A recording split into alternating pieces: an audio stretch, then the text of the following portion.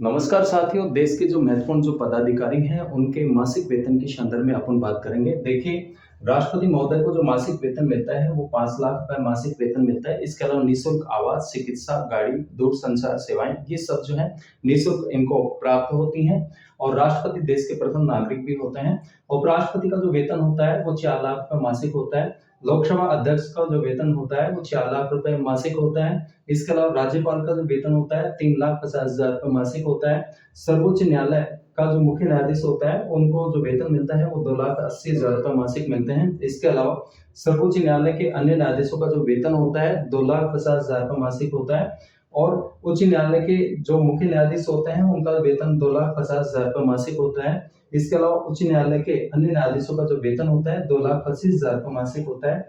नियंत्रक और महालेखा परीक्षक का जो वेतन होता है 2,50,000 रुपए मासिक होता है। महान्यायवादी का जो वेतन होता है 2,50,000 रुपए जो है मासिक होता है। मुख्य चुनाव आयुक्त का जो वेतन होता है 2,50,000 रुपए मासिक वेतन होता है। फिर से देखिए, राष्ट्रपति को जो वेतन मिलता है मासिक वो 5 लाख रुपए मिलता है। उपराष्ट्रपति का जो वेतन होता है वो 4 लाख रुपए होता है। लोकसभा अध्यक्ष का वेतन 4 लाख रुपए होता है। राज्यपाल का वेतन 3,50,000 रुपए मासिक होता है। सर्वोच्च न्यायालय का मुख्य न्यायाधीश जो होता है उनको वेतन 2,80,000 रुपए मासिक होता है।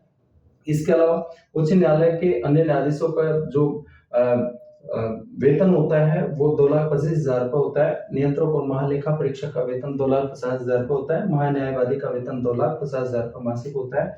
मुख्य चुनाव आयुक्त का वेतन 2,50,000 रुपए मासिक होता है। धन्यवाद।